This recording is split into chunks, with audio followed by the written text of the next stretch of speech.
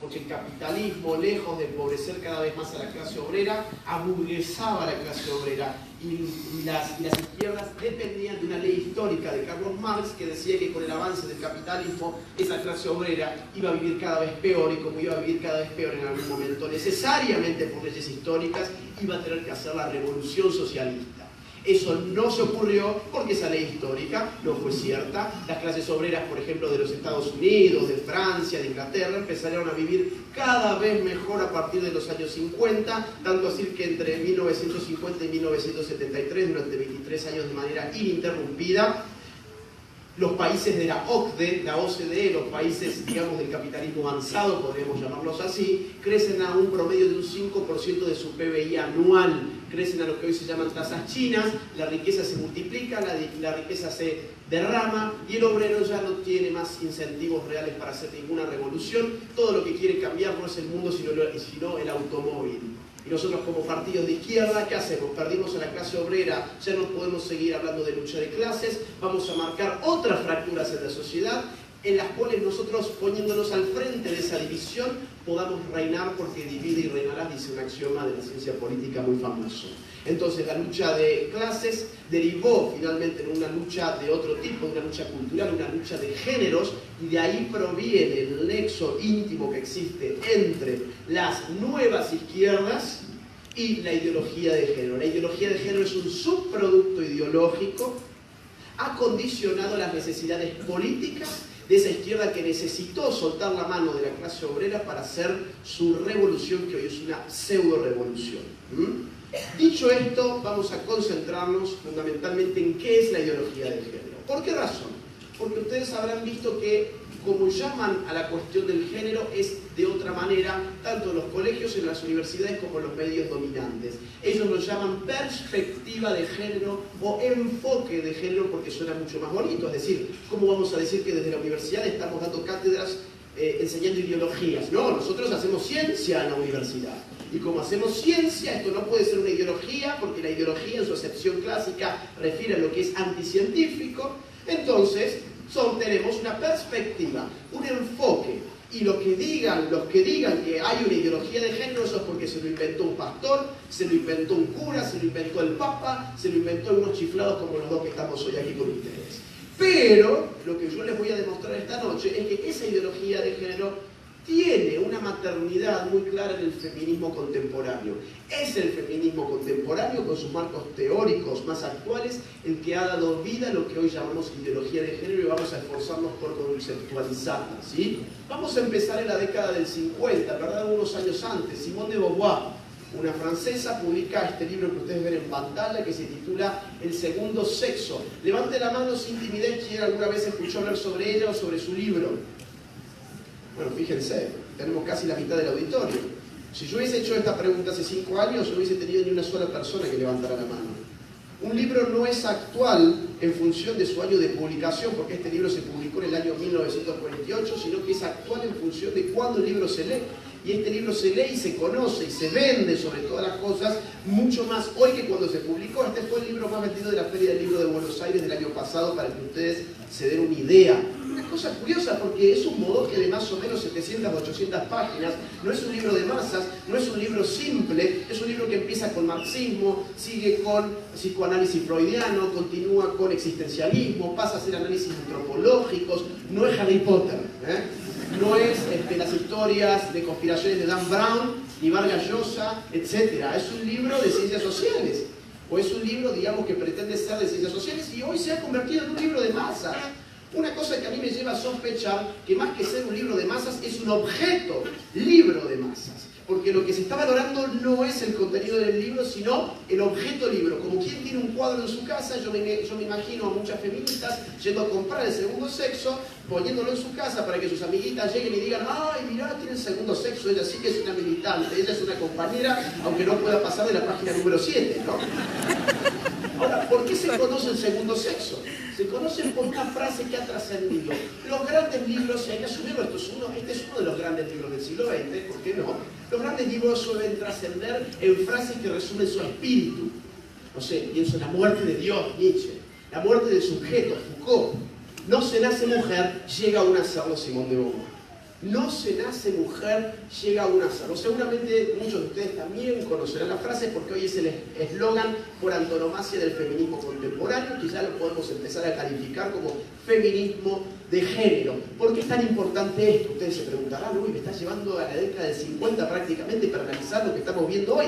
Porque esto implica que las ideas tienen consecuencias a largo plazo, que las ideas se configuran en un tiempo y espacio específico, pero empiezan a andar y en ese andar pueden tener consecuencias serias. Porque no se nace mujer, llega a un hacerlo, es la raíz filosófica de la ideología de género. En la medida en que si no se nace mujer es porque no hay ninguna esencia definitoria de la mujer. Porque la mujer no nace siendo mujer, sino que llega a ser mujer. Y aquello que no es, sino que llega a ser siendo el producto de fuerzas socioculturales de su entorno que insertan esa artificialidad en ese sujeto. No se nace mujer, no hay una naturaleza femenina específica, sino que llega a serse mujer como artificialidad, como construcción. Es una palabrita muy de moda, es una categoría de moda que hoy todo el mundo usa. ¿Por qué razón? Porque si asumimos que la mujer es una construcción, la mujer está sujeta ¿a qué cosa? A la construcción. Miren, si yo hace 5 años decía lo mismo y les dejaba a ustedes la respuesta, no hubiesen tenido la más pálida idea de qué yo estaba hablando. Fíjense cómo ya conocemos todo el lenguaje de ellos. Claro, si hemos sido construidos, podemos deconstruirnos y podemos reconstruirnos a partir de qué cosa, de nuestra autopercepción. Todo está contenido acá. Pero esta tesis se va a ir radicalizando cada vez más y ustedes me van a permitir que yo hable de teoría. ¿Por qué cosa? Porque la teoría es una forma de mirar, es un anteojo que uno se pone para poder leer la realidad. Si yo les cuento la realidad sin teoría, no vamos a entender más que anécdotas, nos vamos a divertir, vamos a ver algunas noticias, pero necesitamos antes plantear un terreno teórico a partir del cual nosotros podamos comprender cosas que están pasando en función de ideas que han ido creciendo en su poder. Vamos a la década del 70. Kate Millett en los Estados Unidos publica Política Sexual, otro de los grandes libros del feminismo contemporáneo que también se enseña en todas las universidades y facultades donde se enseña teoría de género, donde se enseñan estudios culturales, estudios feministas, etcétera, etcétera. Todas, sin excepción. ¿Por qué trasciende este libro? También por una de sus grandes frases, que es: lo personal es político. Lo personal es político. Y ustedes pueden pensar, ¿y a mí qué me interesa que ella haya dicho que lo personal es político? Bueno, tendría que interesarte porque que lo personal sea político es la marca de los tiempos políticos que estamos viviendo. Y otra vez ustedes pueden preguntarse, bueno, ¿y a mí qué me importa que los tiempos políticos estén sujetos a la idea de que lo personal es político? Yo les podría decir a ustedes, ¿acaso ustedes no son personas? Sí, son todos personas. ¿Tienen asuntos personales? Esos asuntos personales caen dentro de la legítima intervención de lo político y de los políticos. Pero si yo digo que lo personal es político, estoy legitimando a un Estado que va ampliando el ámbito de su interferencia sobre los asuntos personales de las personas, valga la redundancia. Porque nosotros vivimos en un mundo moderno que se caracteriza por tener un Estado moderno. El Estado moderno es una organización que monopoliza el uso de la fuerza. Ese Estado moderno supone una maquinaria de poder que tiene distintas palancas. Quienes manejan esas palancas son señores que se llaman políticos. Si esos señores nosotros les decimos, oigan, hay asuntos en los cuales ustedes pueden mover esas palancas y hay asuntos donde no, podemos conservar grados de libertad.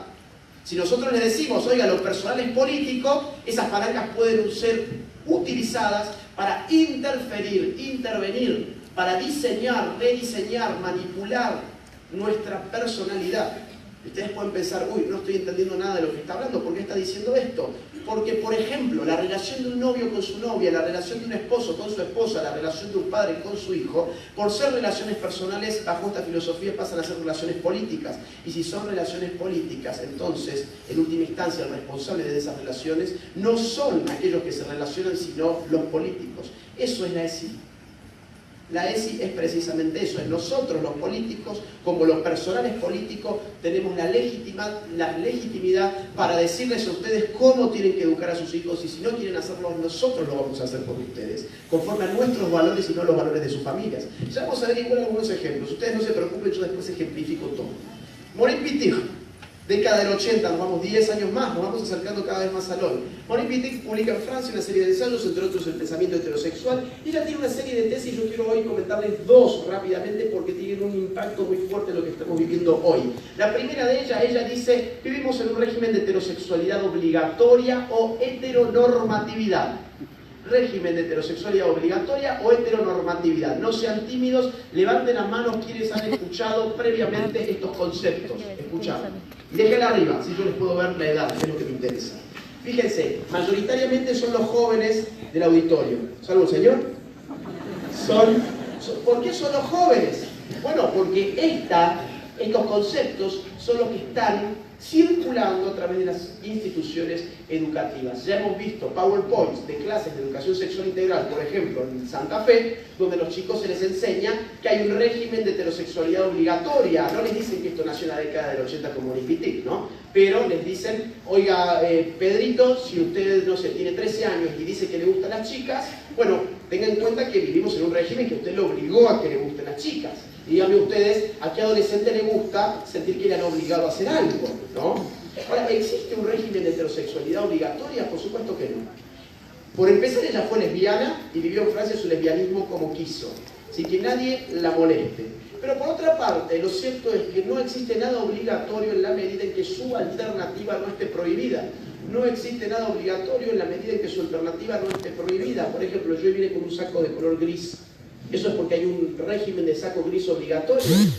No, ¿por qué? Y bueno, porque la alternativa al gris no está prohibida. Por ejemplo, puede haber sido negro, azul, blanco, marrón, lo que fuere. Azul. Luego, si la homosexualidad como alternativa de la heterosexualidad afortunadamente no está prohibida, no hay ningún régimen que te obligue a ser heterosexual, así de simple. Pero los chicos le están diciendo cuestiones que van contra la lógica formal más básica. Segunda tesis de Maureen Wittig.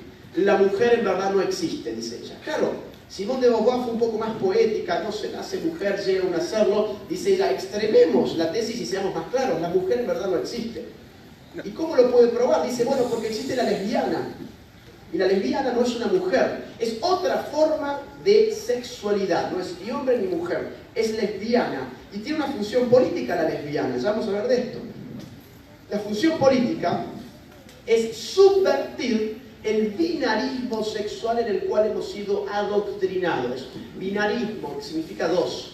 Binarismo sexual significa dos sexos, hombre y mujer. La lesbiana como tercer sexo subvierte ese binarismo y nos muestra que hay una pluralidad de sexualidades que no se reducían solamente a hombre y mujer. Hoy, según la ONU, hay 110 géneros por lo menos. Fíjense, esto empezó la década del 80 con este tipo de ideas. Las ideas tienen consecuencias, insisto. Ahora bien, claro, esto tiene que ver, hoy una chica en el colegio, no sé si habrá venido esta noche también, una chica en el colegio me preguntaba por qué el feminismo era tan lésbico actualmente. Bueno, entre otras cosas por esta, fíjense ustedes que llaman en las consignas que escriben, lesbianizate, hacete torta, la vida es corta, hetero muerto, abono para mi huerto. ¿Por qué razón? Y porque la lesbiana ha pasado a ser el sujeto político, por definición del actual feminismo, en la medida en que es la mujer que detesta tanto al hombre como opción política, no sexual, estoy hablando de eso, detesta tanto al hombre que escoge políticamente no acostarse con el enemigo. Esto está todo teorizado, suena un desmadre, pero es así. Ahora, esto es una estupidez. Científicamente hablando es una estupidez. ¿Por qué razón? Porque la lesbiana es una mujer, tan mujer como la mujer heterosexual, con una diferencia que estriba en su orientación sexual. Que a la lesbiana le gustan las mujeres y a las heterosexuales le gustan los hombres, nada más que eso. Ahora, el problema con esas estupideces es cuando nadie se toma el trabajo de refutarlas en el momento en que deben ser refutadas. Porque poco a poco puede ir adquiriendo la autoridad de lo verdadero. Y la gran pregunta es, y bueno, ¿cuán verdadero es esto para la gente? Y ustedes dirán, no, todo el mundo sabe muy bien que existe la mujer. Sí, todo el mundo lo sabe muy bien. Pero ¿saben qué? Los estados-nación y las organizaciones internacionales más importantes del mundo ya han dado por válida esta tesis en sus propias políticas públicas. Vamos a verlo con ejemplos muy claros. Irán Rotel es un travesti del Paraguay que representa a las mujeres paraguayas en ONU Mujeres. Esto solamente es posible si hemos asumido que la mujer no tiene ninguna esencia, ninguna naturaleza y por ende cualquiera puede ser una mujer. Por ende, Irán Rotela también puede representar a las mujeres de su país, no siendo ella una mujer, porque el no ser mujer pasa a ser un absurdo cuando la mujer no existe. Este es un caso de ustedes. ¿Para qué se lo voy a contar? ¿No? Digo, el señor Sergio. A ver, ¿hay alguien que no lo sepa? Si hay alguien se lo cuento, si no lo paso rápido. Bien, lo voy a pasar rápido. Lo que sí me interesa de acá de Sergio, que ni siquiera se puso Marta, se puso Sergia. Por la, ya apareció el colmo del hackeo. Pues esto es un hackeo, ¿eh? Si quiere saber qué es un hackeo, esto es un hackeo. Fíjense cómo les responde el Estado, ANSES, a Diario Clarín. No estamos acá para juzgar. Una cuestión curiosa, digo, lo que define al Estado-Nación es la capacidad de juzgar sobre su territorio. Ahora, cuando se trata de Sergio, que dice que es Sergia, para jubilarse 5 años antes, no estamos acá para juzgar. Y por supuesto que no vas a poder juzgar porque vas a meter un cortocircuito con la ideología oficial consistente en decir que cada uno es sencillamente aquello que dice ser, que la autopercepción es definitoria de lo real, es el dogma oficial del Estado que pasa a contradecirse si juzgamos este caso como una estafa. Esto fue en Bahía Blanca. Un trans quiere jugar al hockey, se mete en la liga de hockey femenino, juega con las mujeres no quieren jugar con él. Él recurre a la justicia dice, tenemos la ley de identidad de género que dice que cada uno es aquello que autopercibe ser y los demás quedan obligados además a percibir, porque ese es el punto, los demás quedan obligados a percibir a esa persona conforme su autopercepción. Yo quiero aclarar esto, no hay ningún problema en que él se autoperciba como una jugadora de hockey, como una chica, como una señorita, como lo que sea. Ese no es el problema. Él tiene la libertad de autopercibirse como tenga la regalada gana. El problema es que su autopercepción genera obligaciones jurídicas para los demás. Ese es el problema. ¿Por qué? Porque ahí se despierta el autoritarismo. Ya vamos a ver ese punto. El tema fue justamente que la justicia falló a favor de él y ordenó a la Liga de Hockey reincorporarlo en aras de la inclusión, ¿no? A pesar de que las mujeres no querían jugar con él. Pero esto está pasando en todo el mundo. Un adolescente transexual gana una competición en la categoría femenina de atletismo. Un hombre transgénero campeona de levantamiento de peso en Australia. De triunfar en el balonmano masculino a jugar al fútbol femenino australiano. En este caso, quienes tengan buena vista podrán ver que ni siquiera hizo el más mínimo esfuerzo de parecer, digamos, una chica, ¿no? Directamente el peluquín a jugar al fútbol. O sea, a esto ha llevado el feminismo actual, con su tesis de que la mujer no tiene ninguna esencia, porque si no tiene ninguna esencia, el hombre puede empezar a invadir aquellos espacios que eran típicamente femeninos. Bueno, vamos a hacer un ejercicio rápido. A ver, Miss España, Ángela Ponce, levante la mano y déjela arriba a quien conoce quién es Ángela Ponce. Déjela arriba, y el resto miren para atrás y fíjense cuántas manos levantadas hay, ¿ok? Listo, bájenlas. Ahora levante la mano quien conoce el nombre de la ganadora de Miss Universo. Una, déjala, dos, tres, cerramos la cuenta. Digo, eso es guerra psicopolítica. Porque ¿cómo puede ser que todos conozcamos aquel que no ganó y aquel que concursó y se destacó por no ser precisamente un sujeto propio del concurso de mujeres que son las mujeres? La relevancia de él no es lo que es, sino lo que no es. Trascendió no por ser, sino por no ser. Y todos lo conocemos por eso. Ahora, quien ganó no lo conoce nadie. Fíjense que en Miss Universo, este mismo certamen, una chica fue expulsada, Miss Ucrania. Fue expulsada porque se descubrió que algunos años antes ella había sido madre. Y eso es un pecado mortal. O sea, no se puede ser madre para entrar a Miss Universo. Por más linda que seas, 90, 60, 90, lo que ustedes quieran. Si sos madre, no podés entrar. Fíjense qué perverso, ¿no? Es decir, lo radicalmente definitorio entre un hombre y una mujer, que es la capacidad de la mujer para dar vida, que el hombre no la va a tener nunca, por más autopercepción de por medio que haya, es un motivo de expulsión de una mujer. Ahora, si sos un hombre que se autopercibe como mujer, que te hormonizaste, que mutilaste tu cuerpo y que te dejaste el pelo largo, etcétera, etcétera, no solamente vas a participar, sino que te va a conocer el mundo entero. Eso es lo que estamos viviendo hoy y eso hoy se llama liberación.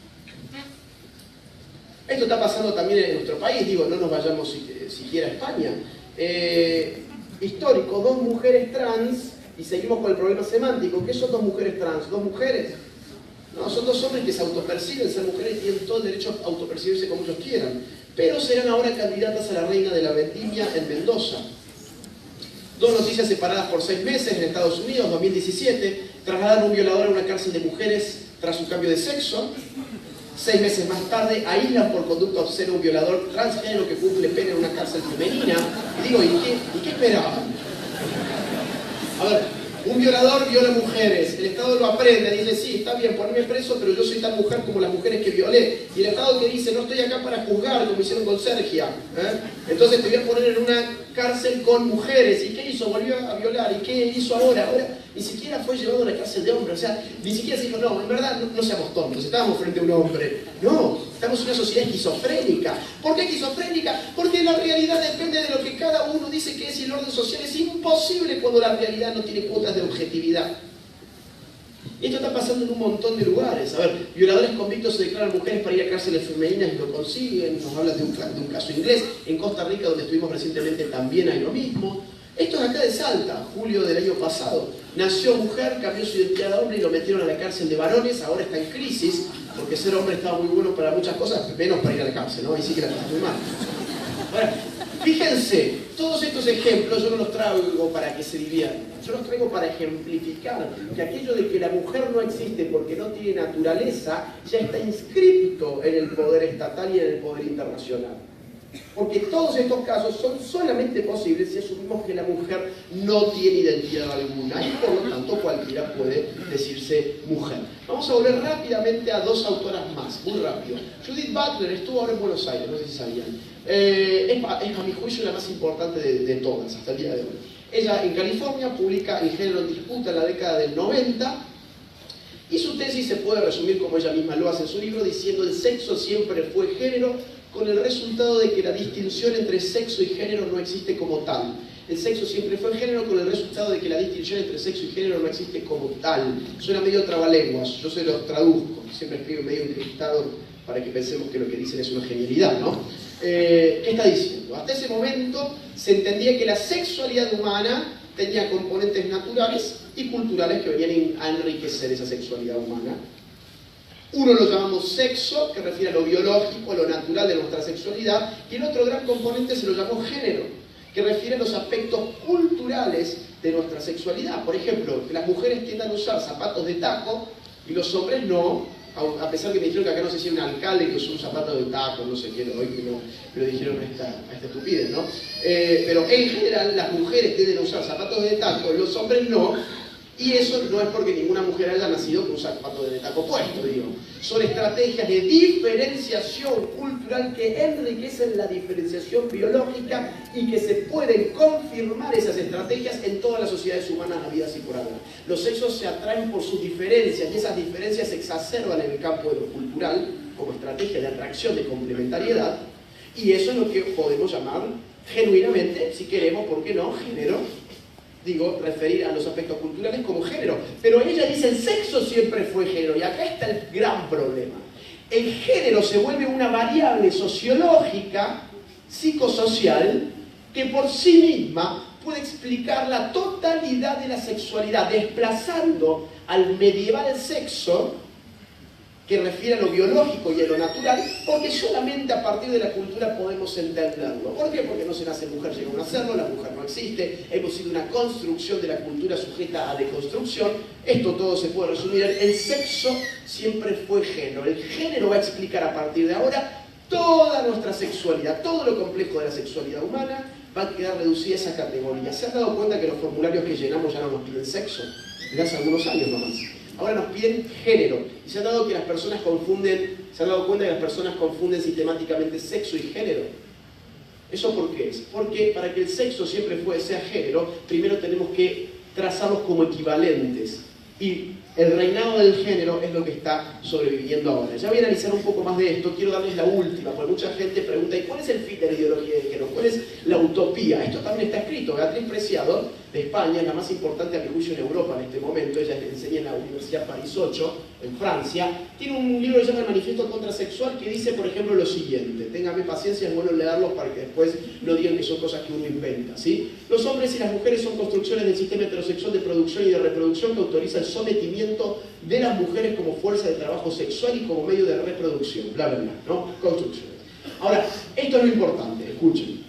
La contrasexualidad, que es su estrategia de ideología de género, la contrasexualidad apunta a sustituir ese contrato social que denominamos naturaleza por un contrato contrasexual. Es decir, la naturaleza no es natural, es un contrato social. Nuestra naturaleza sexual ha sido pactada, ha sido contratada.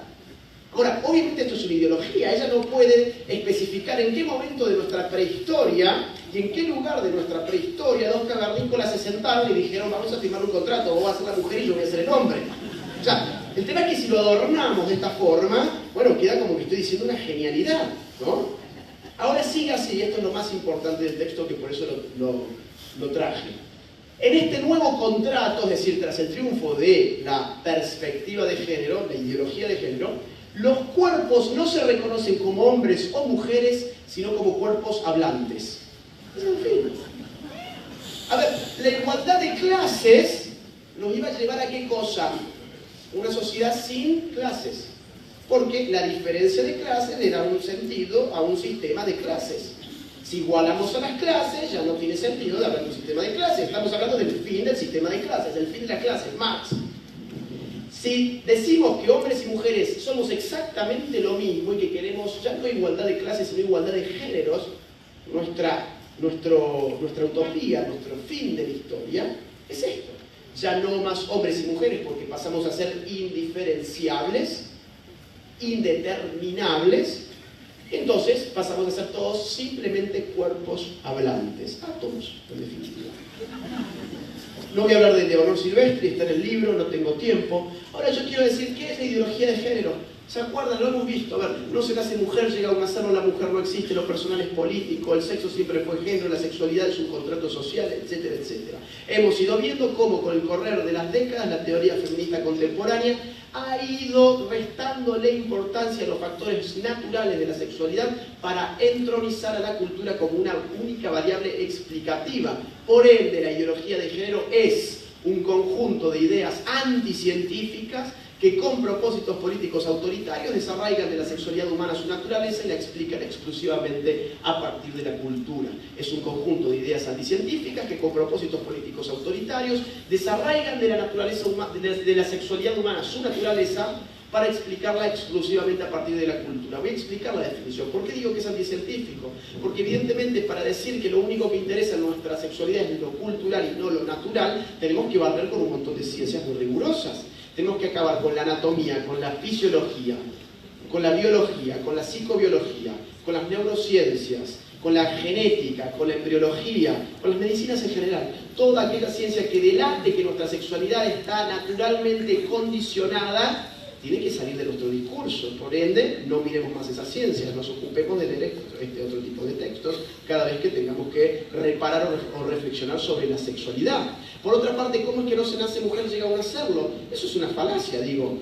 Tenemos instrumentos modernos para ya darnos cuenta, y la medicina ya lo ha hecho, de que venimos configurados como hombres o mujeres antes de nacer, y que vamos a seguir siendo, materialmente hablando, hombres o mujeres después de la muerte. O no tenemos, por ejemplo, ecografías, ¿para qué? Para saber de qué sexo va a ser nuestro hijo. ¿Y qué nos va a decir un ecógrafo con este instrumento tan moderno de la medicina? ¿Vas a esperar que un niño o una niña? Nadie va a decir que estás esperando un LGBT. Ahora, eso es una orientación sexual. O pueden ser, eso tiene que ver con otra cosa totalmente distinta, pero la sexualidad tiene un núcleo tan duro que incluso lo podemos conocer antes de que nazcamos. Y ya sabemos, además, por ciencias muy avanzadas, que los procesos de sexualización inician de manera intrauterina. Las descargas hormonales que recibimos estando dentro del cuerpo de nuestra madre nos terminan configurando desde el vamos, no en el contacto social, sino en el contacto natural. ¿Y cómo es que no se A ver, ¿y cómo es que después de la muerte seguimos siendo hombres o mujeres? No estoy hablando de la Biblia, ni del más allá, ni de religión, ni del paraíso, no. Estoy hablando de la materia del cuerpo. ¿Dónde voy a estar yo en 200 años? A ver, ¿quién se anima? ¿Qué va a hacer de mí en 200 años? Polvo, voy a estar muerto, recontra muerto, si es que las feministas no me mandan hambre, ¿no? Y bueno, vamos a suponer que estoy acá en un cajón que está acá enterrado, y acá a mi lado lo vamos a poner a Sergio. Acá lo está Sergio, ¿no? Y viene un forense del futuro y dice, quiero saber ahora de quién es este polvo, porque no lo sé, no sé quién es, tengo polvo, y tengo instrumentos muy modernos para saber, para analizar genéticamente quiénes eran. ¿Y quién te pensás que va a dar? ¿Va a dar que yo era XY? Pero Sergio, bueno, era Sergio, después fue Sergio, entonces era una chica trans. No, digamos, hay una realidad dura, codificada, que se impone sobre todo capricho. Los caprichos tienen sus libertades, a mí me parece muy bien, pero que empiecen a educarnos en anticiencias, eso ya tiene que tener un límite. Y lo que más tiene que tener un límite es cuando esa anticiencia pasa a ser un dogma obligatorio, porque ahí empieza a restar nuestras propias libertades. Entonces vamos a pasar al último momento de la conferencia, que es cómo se impone la ideología de género. Número 1, silenciando voces opositoras. Fabi Echecopar, lo ubican, un furibundo crítico del feminismo, a veces se le va un poco la mano con las palabras que dice. Y Fabi Echecopar fue penado por la justicia con, digamos, la obligación de meter en su programa de radio a especialistas de género y a feministas. Es decir, la justicia dijo, no, vos no podés ser crítico así con el feminismo, así que como pena, meté a especialistas de género en tu programa de radio, ¿eh? Y además tiene prohibido, él y su equipo, tiene terminantemente prohibido refutar antes, durante o después del programa a los presuntos especialistas en género. Esas son las características de un dogma. Un dogma es lo que no se puede criticar. Y ahora Babi tiene prohibido por la justicia criticar a aquellos que se supone que son especialistas. España, la Fundación Esteoir sacó este autobús a la calle hace 2 años. Un autobús anaranjado que decía los niños tienen pene, las niñas tienen vulva, que no te engañen. De inmediato un juez dijo, esto es un crimen de odio porque hay niños con vagina y hay niñas con pene. Entonces le prohibieron a este autobús circular por las calles de España. ¿Qué libertades perdieron? La libertad de expresión, porque este autobús está expresando algo, y por supuesto la libertad de circulación. En febrero de este año lanzaron este otro autobús que dice no es violencia de género, es violencia doméstica, y no pasaron ni 5 minutos que apareció otro juez en Valencia que le prohibió circular por las calles. Fíjense, hay que silenciar las voces opositoras. Florencia de la Bell llevó a juicio un locutor cordobés que dijo que no estaba de acuerdo con que le hayan entregado el premio a la actriz del año en Carlos Paz, porque ese premio es para mujeres. Y este locutor, bueno, ahora está siendo perseguido por INADI en cursos de reeducación y tiene un problema judicial importante por decir lo que él piensa. Esto está pasando en muchos lugares. Philip Butters, el periodista más importante del Perú, el periodista político más importante, fue expulsado de su trabajo cuando se opuso a la ideología de género. Conocen el caso de Amalia Granata también, que fue expulsada de su programa de la tele. Pareja cristiana pagará multa de $150.000 por no hacer pastel para boda gay. Esto fue en Oregon. Digo, casos como estos hay un sinfín. Yo traigo un salpicadito nomás para ilustrar los puntos. Esto llevó muchos años de litigio, se recurrió a las distintas instancias, llegó hasta la Corte Suprema de Justicia y hace muy poquito tiempo, afortunadamente, la Corte Suprema falló a favor de los panaderos. ¿Pero qué perdían esos panaderos? 2 libertades muy importantes. La libertad económica, que incluye el derecho a comerciar con quien yo quiera comerciar y no comerciar con quien yo no quiera comerciar, así de simple. Y la libertad religiosa, que incluye el derecho a objetar conciencia. Y eso ya no se puede hacer en virtud del dogma del género. Número 2, promover una espiral del silencio a través de la farándula. A través de los medios de comunicación nos dan una sensación de que nosotros somos la minoría. Fíjense lo que ha pasado hoy, digo, ¿no? Es decir, la sensación cuando uno leía el Tribuno era que 800 personas iban a estar allá afuera y 15 íbamos a estar acá adentro. Quienes no están acá se quedaron con esa sensación. La gente, nuestra gente, tiene sensación de minoría y cortar con esa espiral del silencio es muy difícil. Esa, entre otras cosas, es la función de estas convocatorias. Es que la gente vea, uy, mirá todo lo que somos, hay gente parada. De hecho, si quieren pasar y sentarse acá en el suelo para estar más cómodo, no hay ningún problema, pasen con toda tranquilidad. Pero lo que están generando es una ficción de mayoría para beneficiar a aquellos que en verdad son minorías. ¿Vieron? Haces una marcha pro vida y va al medio y te sacan la peor foto posible para que parezca que son 4. Ahora, ellas son 4 y te sacan una foto donde hay carteles en toda la pantalla, cosa que no veas bien cuántas son y parece una multitud. Es decir, están jugando para ellos. Así de simple. Así de simple. Y tienen a la farándula de su lado.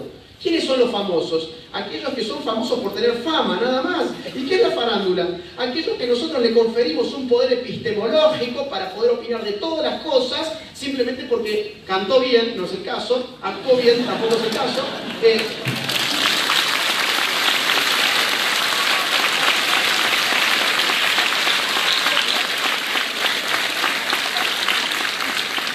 Como cantó bien y actuó bien, entre comillas, bueno, es una voz autorizada para hablar sobre el aborto, ¿no? Es una cosa increíble, pero esto tiene un sentido. Grammys latinos, Pañuelo Verde, las chiquitas que la siguen, que es un rango de edad entre 11 y 17 años, más o menos, ven esto y que dicen, bueno, ella es mi ídola. Y los chicos imitan a sus ídolos, son sus referentes significativos, dice la sociología. Y bueno, sí, el pañuelo verde y yo lo voy a tener que usar también porque me quiero parecer a ellos. Fíjense que, bueno, Darín y otros famosos también hicieron un video por el aborto legal, etc. En Estados Unidos, como ya el pañuelo verde no tendría ningún sentido, directamente van a los premios Oscar con los pines de la Planned Parenthood.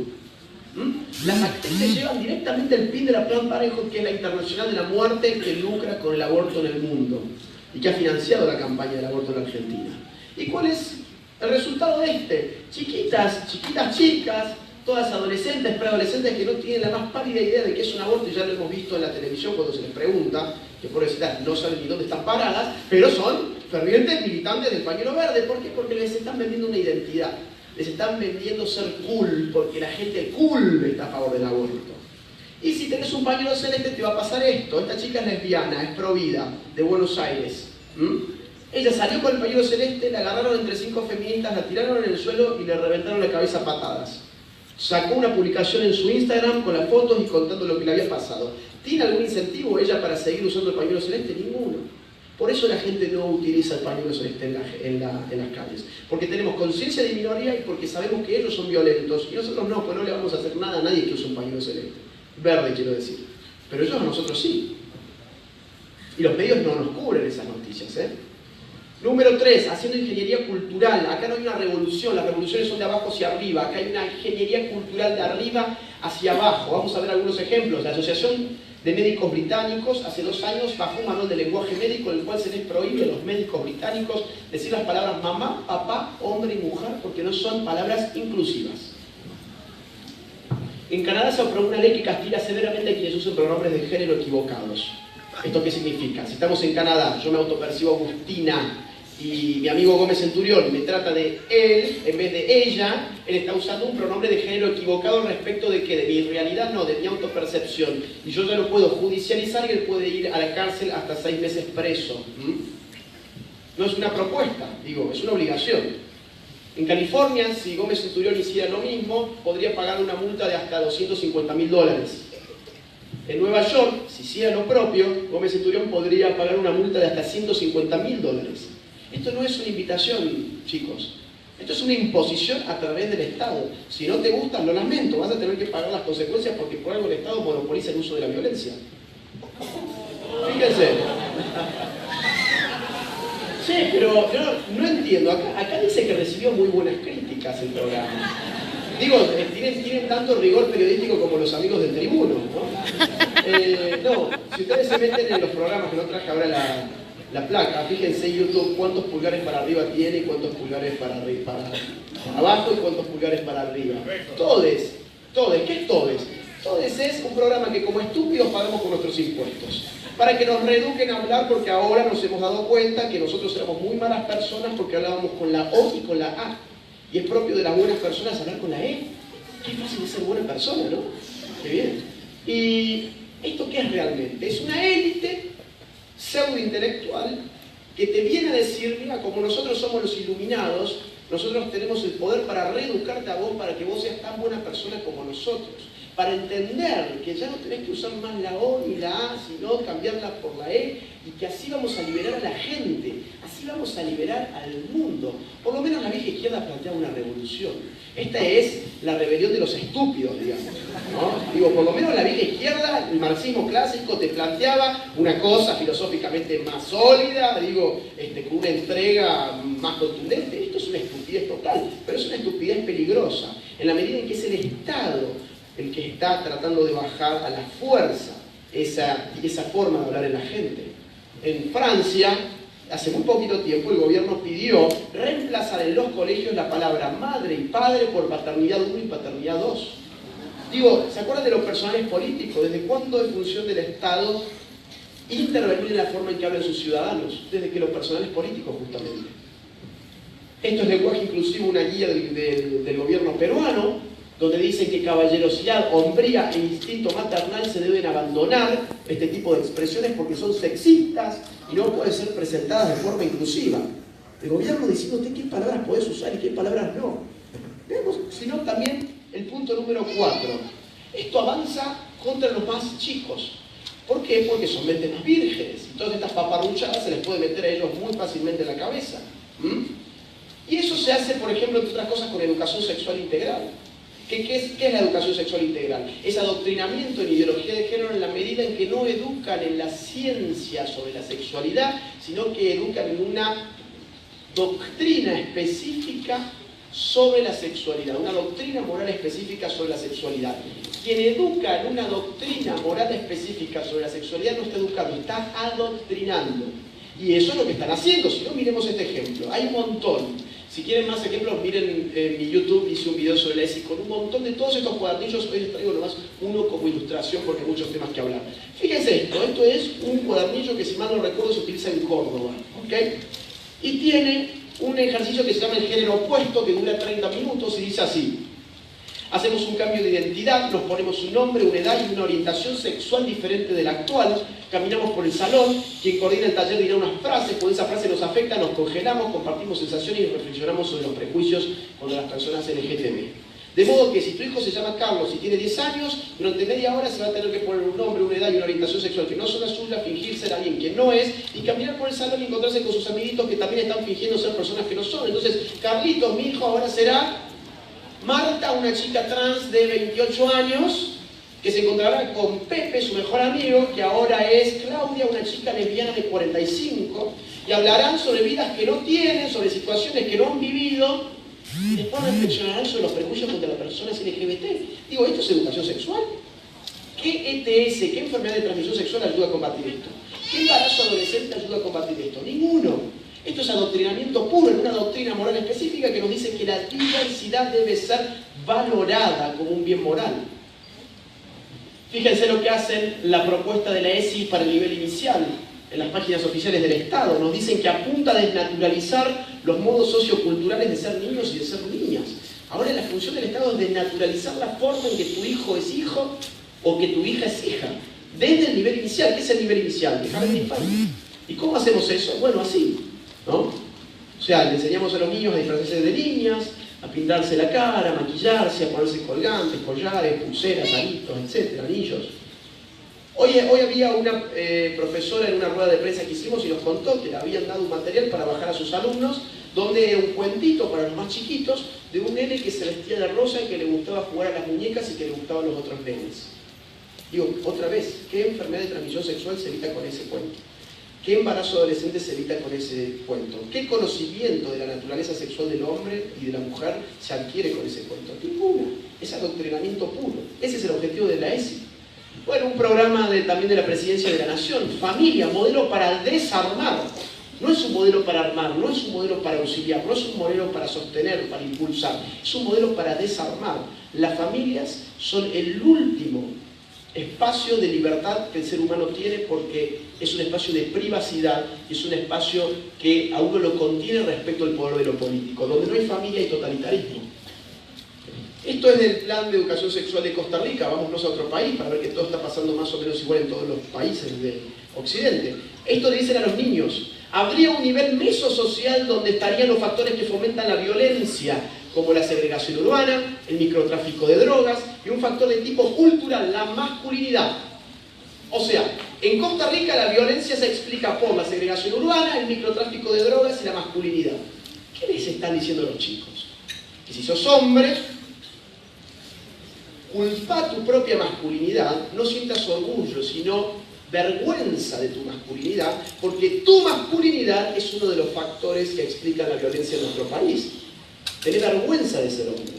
Y si sos mujer, tenés cuidado de tu compañerito que está ahí al lado. Porque él es un violador en potencia y en él se resumen los grandes problemas de nuestro país. Eso es lo que están haciendo con los chicos a través de la llamada educación sexual integral. Número 5, crean conflictos permanentemente. Esta gente avanza creando conflictos donde el conflicto no existe. Suecia, por ejemplo, vámonos a estos países nórdicos, ¿no? Esto fue un proyecto de ley del partido de izquierda que propuso obligar a los hombres a orinar en los baños públicos.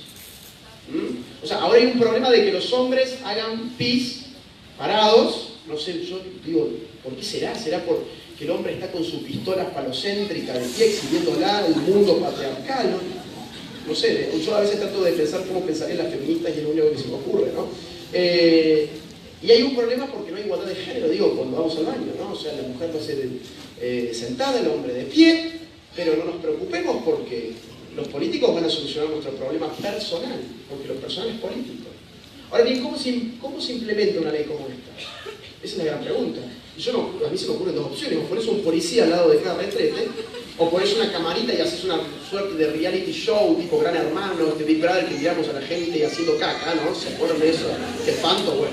Y hacemos eso y vemos a los suecos haciendo pis, y ahí podemos controlar a ver cómo están haciendo pis. Digo, yo ironizo de esta forma para que entendamos que el objeto de esto no es implementar esa ley. El objeto de esto es de arriba hacia abajo, decirle a la gente, oigan, entre los sexos no son amigos, no son complementarios, son enemigos y están en guerra. Pero no se preocupen, yo les voy a solucionar todos sus problemas. Entonces, quien te crea el conflicto es quien después te lo resuelve y quien cobra después de tus impuestos. El gobierno del País Vasco busca prohibir el fútbol en los colegios por ser una actividad sexista. Ahora tenemos un problema también con el fútbol, Va contra la igualdad entre los sexos, entonces siempre la ideología de género tiene la misma matriz. Te vamos a liberar, te prometen. Das vuelta a la página y siempre hay una prohibición del Estado. México, para evitar discriminación, abren baños mixtos en la escuela. Vieron que ahora hay un gran problema porque había baños de hombres y baños de mujeres. ¡Qué espanto! Que eso sea retrógrada. Necesitamos todos entrar al mismo baño para ser buenos progresistas, ¿no? Ahora, eso tiene un riesgo, supongo yo. Digo, tenemos un gran problema en la Argentina con la violación. Y encima las feministas nos están pidiendo que nos metamos todos vivos al mismo baño, todos juntos al mismo baño.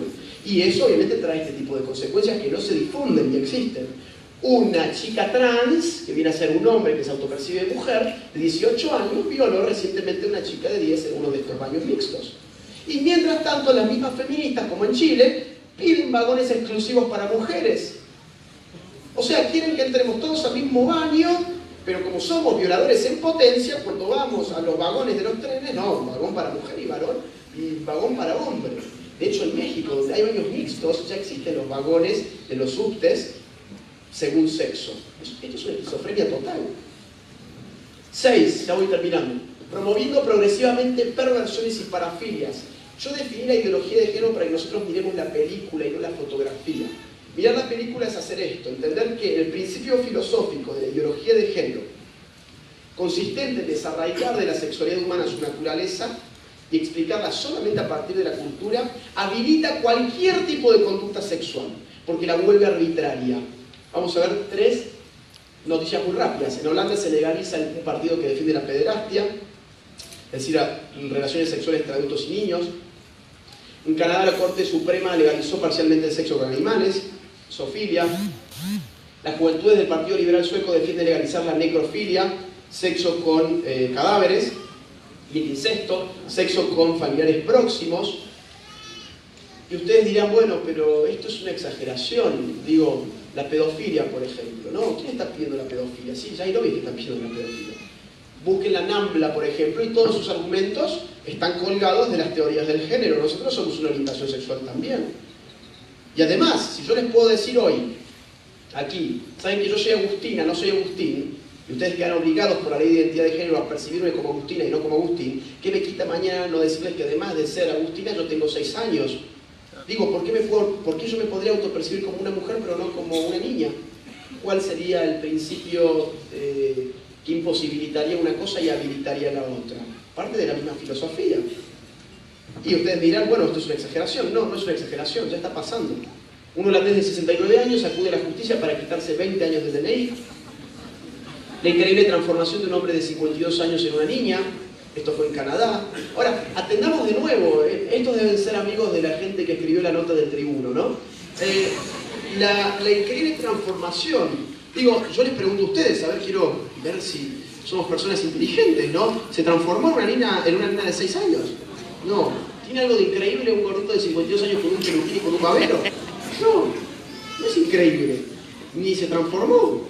De hecho, a ver, acá estaba antes el señor con sus 7 hijos, y acá está ahora con su increíble transformación que consta de 2 muñecas de trapo y de un tutú. ¿Y el tutú en dónde está? Bueno, está con el tutú en un colegio donde las chicas de 6 años efectivamente están. Fíjense esto, en Chicago, un hombre acusado de violar a 3 niñas pequeñas, ahora dice que es un niño atrapado en el cuerpo de un adulto. Claro, si la autopercepción te da para todo. La pedofilia es una orientación sexual como la heterosexualidad y la homosexualidad, dijeron psicólogos al Parlamento canadiense. ¿Conocen lo que es TEDx? Estas conferencias muy bien filmadas, muy bien financiadas y distribuidas. En Alemania pasó lo siguiente, una polémica charla de TEDx intenta normalizar la pedofilia como una orientación sexual natural. O sea, si tenés 50 años y te excitas con una niñita de 5 o con un chiquito de 7, no te preocupes, es una mera orientación sexual natural y las orientaciones sexuales se deben aceptar todas porque un mundo diverso es un mundo mejor, como le hicieron pintar a chiquitos de jardín de infantes un dibujito con ese lema en los jardines de Santa Fe. Revista Cosmopolitan, una chica describe cómo es tener sexo con su padre. Y no se confundan, esto es una historia de amor, si no miren las fotos, es una historia romántica que nos cuenta que el amor triunfó porque esa chica afortunadamente se pudo finalmente acostar con su papá. The New York Times, pedofilia, un desorden no un crimen, esto es ventana de Overton pura. A ver, primero es un crimen, después pasa a ser un desorden, después pasa a ser una orientación sexual, después pasa a ser parte de un lobby, después pasa a ser un orgullo.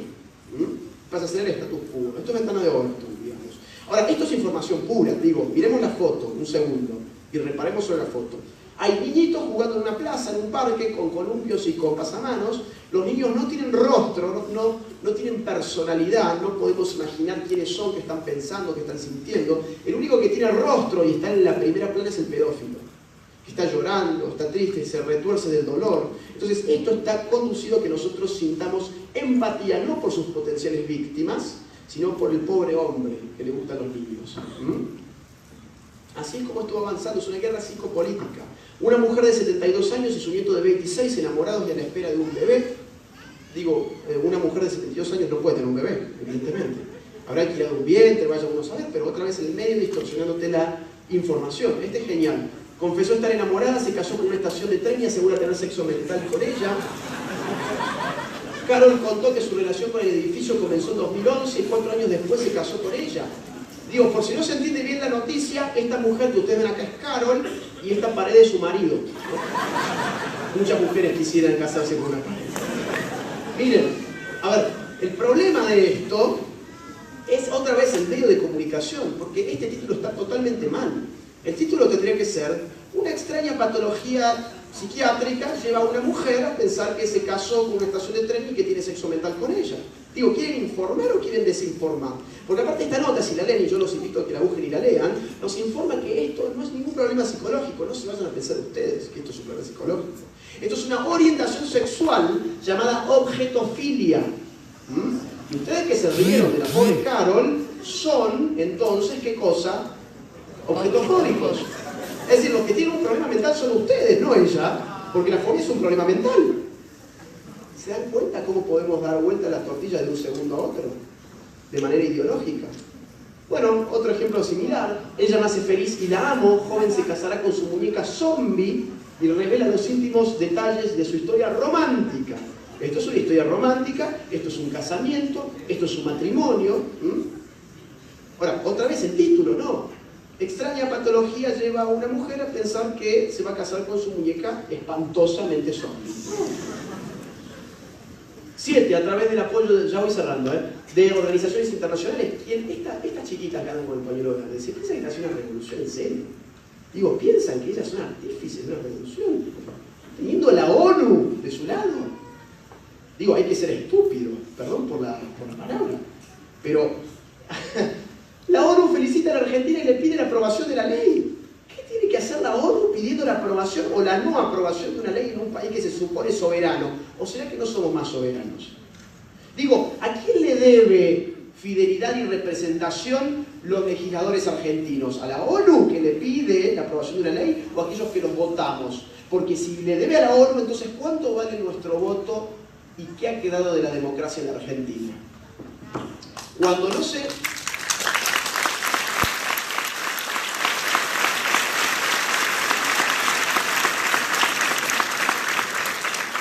Cuando no se aprobó la ley, obviamente llegó el repudio de la ONU. Expertas de la ONU lamentan profundamente el rechazo del Senado argentino a la despenalización del aborto. Fíjense la intervención internacional. La Corte Interamericana de Derechos Humanos reconoció el matrimonio igualitario y llamó a los países de la región a legalizarlo.